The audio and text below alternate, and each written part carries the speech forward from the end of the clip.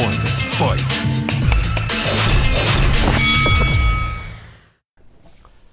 안녕하세요. 박종훈의 경제한방입니다.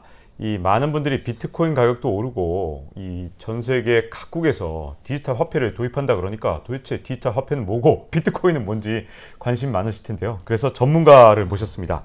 인옥 고려대 교수님 모셨는데요. 안녕하세요. 예, 네. 안녕하세요. 네. 예. 일단 먼저 비트코인부터 많은 분들이 관심 가질 것 같은데 한때 이제 5만 달러를 돌파했다가 이 방송하는 이 상황에서도 거의 5만 달러 근처에서 지금 가격이 형성돼 있는데 예. 도대체 비트코인 대체 뭐길래 이렇게 비싼 가격에 거래될 수가 있는 겁니까? 이 한때는 그러게요. 제가 이 깜짝 놀란 게 피자 한 판 이 주문할 때 비트코인 맞습니다. 한 5천 개 이렇게로 해서 만 개. 피자 한 판에 그러면 지금으로 치면은 5천억 정도? 네, 5천억, 6천억 뭐 그 사이인데 예. 어떻게 이렇게 비트코인이 10년 전만 해도 그렇게 피자 한 판에 만 개였던 가격이 지금 한 개당 5, 6천만 원 호가하게 된 건지 이거 도대체 뭘까요? 도대체 무슨 일이 있었던 걸까요? 그러니까요.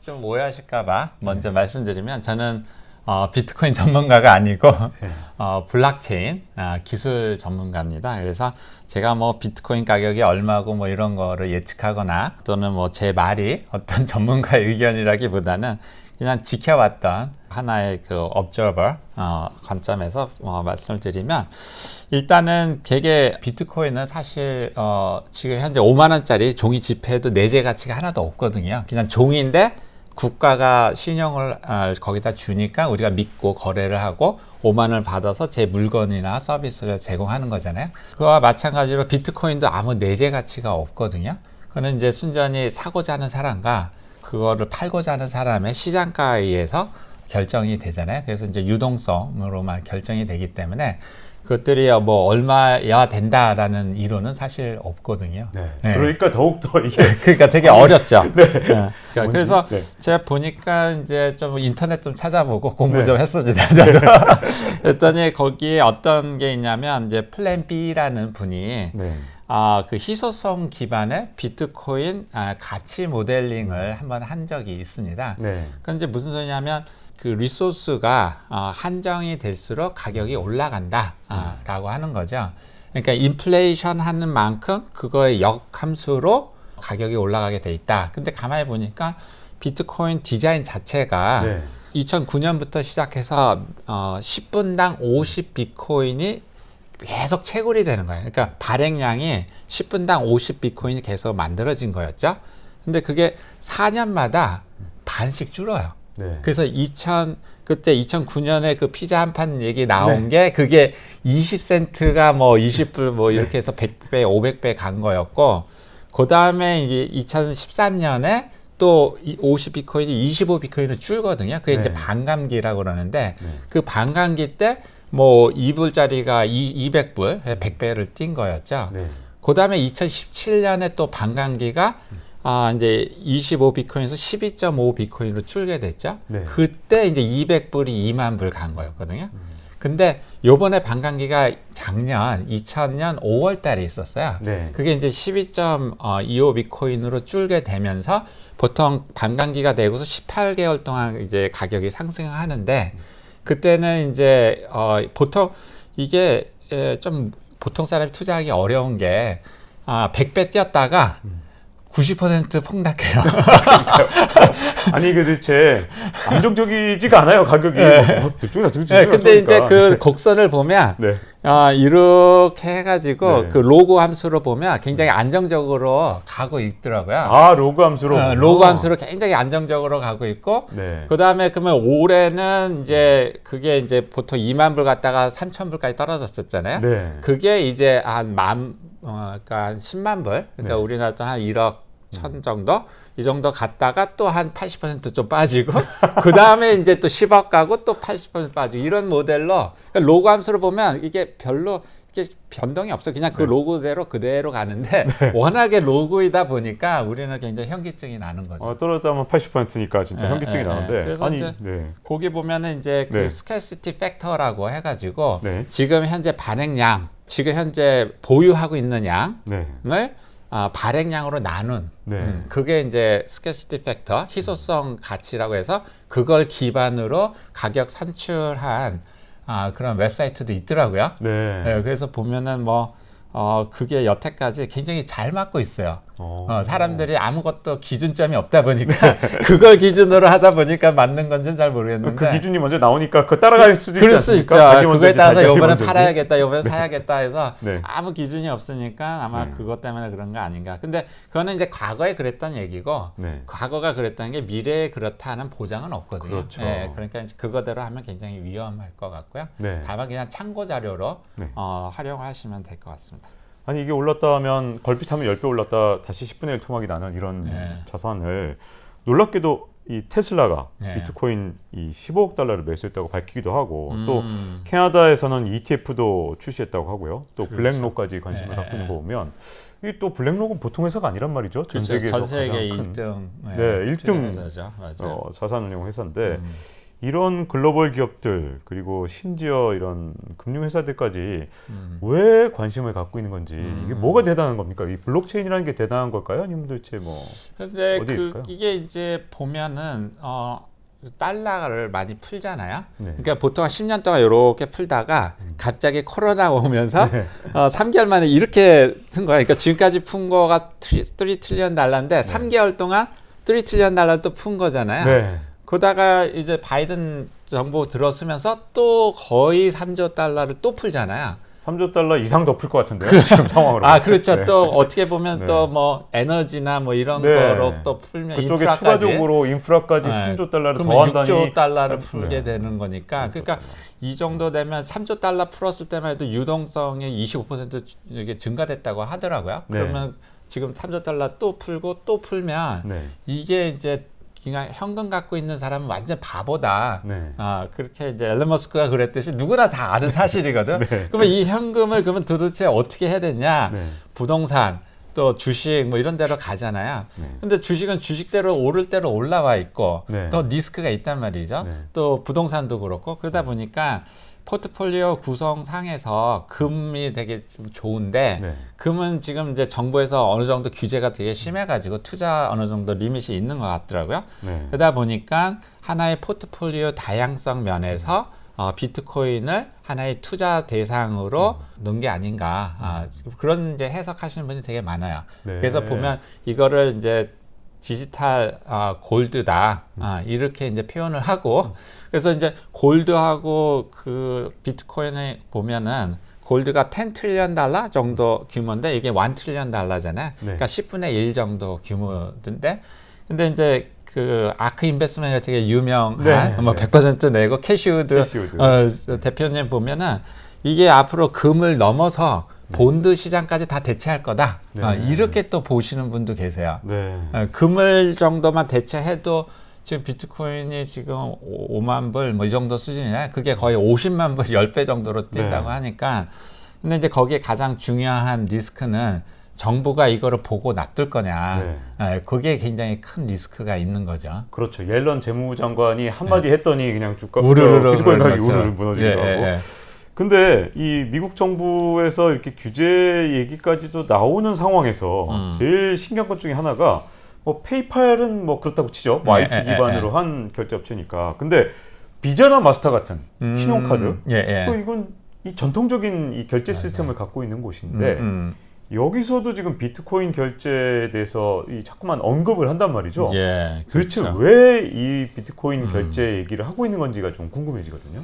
일단은 제가 뭐 비자나 마스터 CEO다라고 했을 때 보니까 비트코인 시총 자체가 비자나 마스터를 넘어갔단 말이에요. 그러고 두 번째는 이제 마이크로 스트래티지 이런 회사들이 그런 걸 자산으로 편입하면서 그 주가도 많이 뛰고 사실 뭐 테슬라가 작년 1년 동안 벌어들인 것보다 지금 비트코인을 사가지고 1개월 동안 벌어들인 게 더 많다고 하더라고요.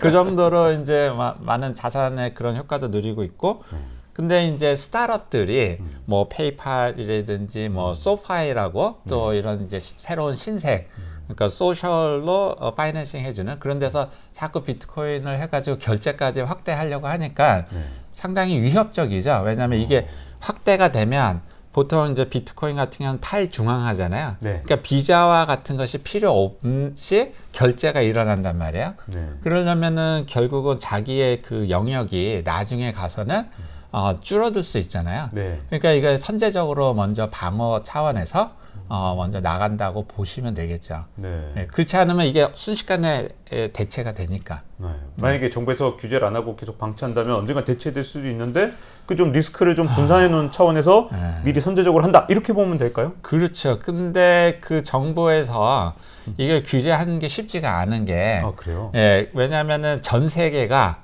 200 뭐 몇 개의 국가가 있잖아요. 그게 전 세계가 비트코인은 더 이상 불법이야라고 동시에 다 규제하지 않는 한 규제 안 하는 쪽으로 모두 몰려가게 되겠죠. 그 네, 부가. 네. 그러니까 이것도 굉장히 편한 면도 있거든요. 전 세계 글로벌하게 디지털로 아무 때나 누구한테나 보낼 수 있는 그런 금융 시스템인데 이거를 막는다 그러면은 그 안 막는 국가가 그 이익을 독차지할 거잖아요. 네. 네, 그러니까 이제 서로 공조가 필요한데 뭐 G20이만 묶어서 공조하는데 보통 5년 걸렸거든요.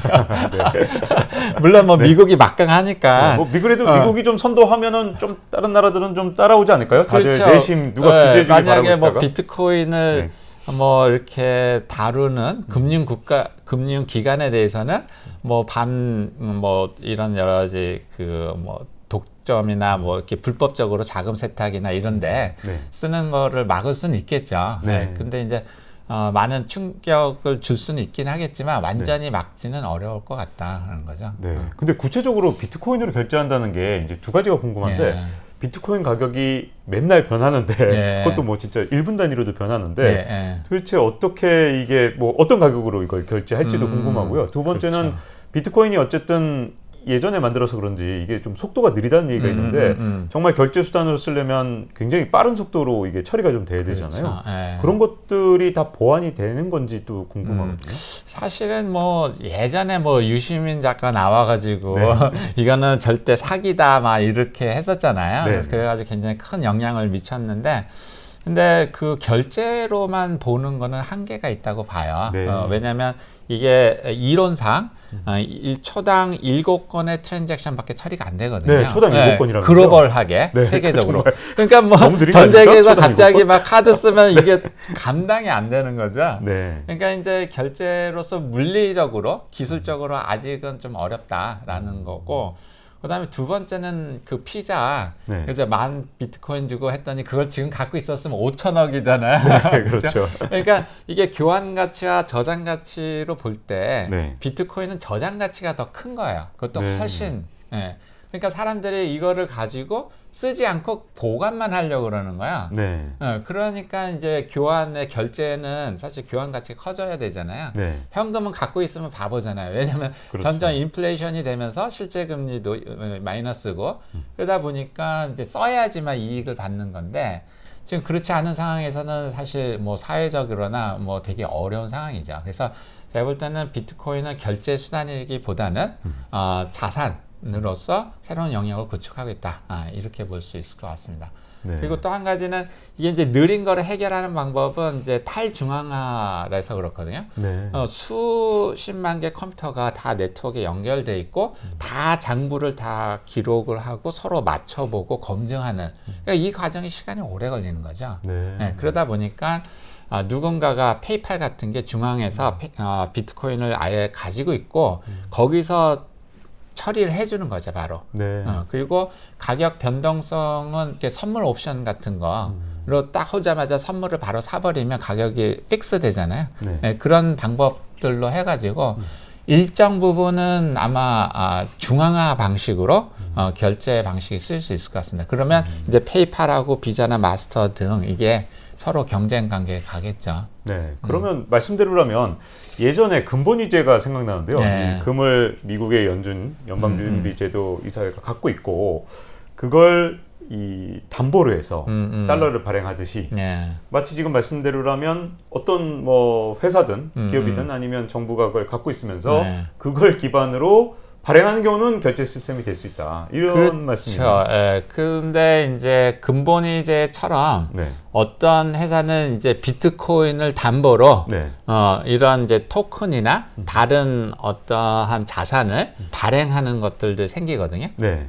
그거를 뭐 대출 서비스도 해주고 뭐 여러 가지 금융 서비스들이 올라가게 되는데, 그러니까 이제 비트코인이 하나의 기초 자산이 되는 거죠. 네. 그래서 보면 이제 그렇게 되는데, 그 기업이 그럴 수도 있고, 어쩌 보면 이제 정부가 되게 신용이 없는 그런 정부 같은 경우는 그거를 기축으로 해가지고 어떤 자기의 화폐에 어떤 그런 기능이나 안정성을 네. 앞으로는 먼 얘기겠지만 10년, 20년 후에는 그런 국가도 나오지 않을까 네. 예측을 해볼 수 있을 신용도가 것 떨어진 같습니다. 나라는 한번 시도해 볼 만하다 이런 뜻이에요. 네, 왜냐하면 네. 그거를 얼마큼 만약에 이제 막지 않는다면 네. 그거를 얼마큼 갖고 있느냐가 한 국가의 부 중에 하나의 자산으로 평가받을 날이 있을 것 같습니다. 네.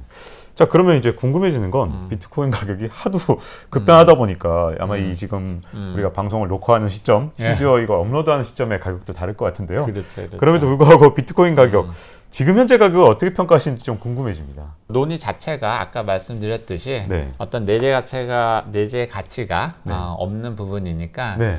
수요 공급의 법칙에 의해서 피요하게 정해지기 때문에 네. 사람들의 어떤 신용, 믿음에 네. 의해서만 가는 거죠. 다만 이제 나온 배경을 보면 2009년에 이제 정부가 사실 이제 월가하고 네. 해서 굉장히 올라갔다가 갑자기 버블이 터져서 이제 나온 거잖아요. 그래서 이제 월가에서 막 데모도 하고 막 이랬잖아요. 그렇죠. 그래서 집도 잃어버리고 막. 네. 근데 가만히 보니까 이제 세금을 또 거기다 투여를 해가지고 네. 다 살려놓으니까 또 월가에서는 이제 한 130조 정도 보너스가 탔단 말이에요. 네. 그러니까 이게 열 받는 거죠, 거의. 그렇죠. 그래서 그때 이제 나온 게 내가 정부를 믿느니 네. 아예 컴퓨터를 믿겠다. 비트코인은 발행량이 한정이 돼 있는 프로그램으로 돼 있잖아요. 네. 그리고 그 누구도 이거를 바꿀 수 없게 해놨기 때문에 네. 차라리 컴퓨터 믿는 게 낫겠다 해가지고 그때 퍼진 거거든요. 네. 그래서 제가 볼 때는 앞으로 이게 점점 더 커지고 영향력이 커진다면 정부가 어떤 이제 현금을 막 풀 때 좀 뭐랄까 눈치를 본다 그럴까 마음대로 막 뽑아내기는 좀 어렵지 않을까. 네. 그래서 서로 보완하는 작용도 있지 않을까 생각이 견제 기능이 좀 견제 작동할 수도 기능이 있다. 아무래도 있죠. 네. 네. 자, 이제 우리나라 입장이 조금 이제 어떻게 될지 모르겠는데 예전에 한 몇 년 전, 한 3년 전만 해도 예. 전 세계 비트코인 거래량의 50%가 우리나라에서 거래가 되는데 예. 지금 최근에 거래량을 따져보니까 한 2% 정도 된다고 하더라고요. 비트코인에 대해서 이게 좀 너무 새롭다 보니까 도대체 이걸 어떻게 될지 모르겠는데 앞으로 도대체 어떤 시각으로 이걸 봐야 될지 참 궁금해지더라고요. 글쎄요, 이 부분은 사실 다 머리를 좀 맞대고 대국민 토론을 할 정도로 좀 고민을 해야 될 부분인 것 같습니다. 그래서 네. 사실 제가 보는 관점은 기존의 정통적인 돈 5만 원짜리 지폐 이게 저는 아날로그 머니로 보고 있거든요. 네. 근데 이게 비트코인이나 아니면 디지털 뭐 원화나 위안화도 발행이 되잖아요. 네. 그런 것처럼 이게 이제 디지털 머니로 변화해가는 과정이 있다. 저는 그렇게 보고 있어요. 그래서 네. 금융의 디지털 전환 관점에서 보면은 이게 아날로그가 디지털 머니로 변하니까 거기에 새로운 금융 시스템이 올라간다. 그러니까 예를 들어서 우리가 코닥이라는 회사가 120년 된 회사고 아날로그 카메라의 절대 강자였잖아요. 필름으로 네. 뭐 15만 명까지 했는데 디지털 카메라가 나오면서 순식간에 12년 만에 망했잖아요. 네. 그리고 90%가 잘리고 그러니까요. 그렇게 이제 됐는데 우습게도 이 디지털 카메라를 처음 만든 게 코닥이거든요. 네. 그런 맞습니다. 것처럼 우리가 아날로그가 디지털로 급변할 때 그건 이제 저는 판이 바뀐다고 표현을 해요.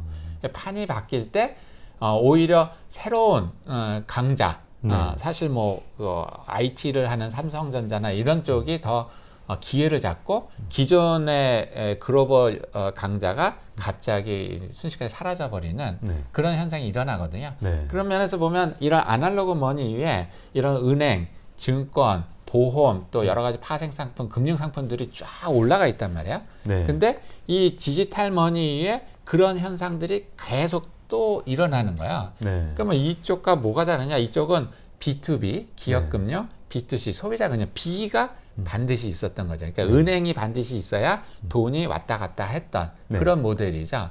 근데 이쪽은 C2C, 커스터머 투 커스터머, 그러니까 고객과 직거래가 가능하다는 거야. 그러니까 이제 디지털 머니가 되면 뭐 박 기자님 핸드폰하고 저희 핸드폰이 이렇게 마주치기만 하면 돈이 가고 왔다 갔다 하고 돈이 가는 거죠. 그 은행이 하나도 필요 없는 거야. 그리고 전 세계 누구한테나 가는 거야. 그러니까 이거는 엄청난 새로운 임플리케이션을 말을 해요. 왜냐하면 은행이라고 하는 것이 계좌를 독점적으로 갖고 있거든요. 그게 이제 파워였거든요. 그래서 뭐 핀텍이나 뭐 가상화폐 거래소도 은행 앞에서 꼼짝을 못 하잖아요. 제발 좀 열어주세요잖아요. 근데 이 독점적인 지위가 사라져 버리는 거야. 왜냐면 핸드폰 대 핸드폰이 되니까. 그래서 앞으로 독점적 지위는 누가 갖냐? 핸드폰에 디지털 지갑을 까는 업자가 갖게 되는 거야. 근데 가만히 보면 핸드폰 보면 지금 제일 많이 만드는 데가 누가 있어요? 애플 아니면 삼성전자잖아요. 그렇죠. 요 두 회사 중에 하나가 전자지갑을 깔아놓으면 삼성 같은 경우는 예를 들어서 5억 대가 깔려 있거든요. 그럼 여기다 전자지갑만 깔아놓으면 5억 대끼리 서로 돈이 왔다 갔다 하는 새로운 플랫폼이 만들어지는 거예요. 그러면 그 위에다가 뭐 대출을 하던 증권을 사던 뭐 은행을 하던 이런 것들 서비스가 올라가는 거죠.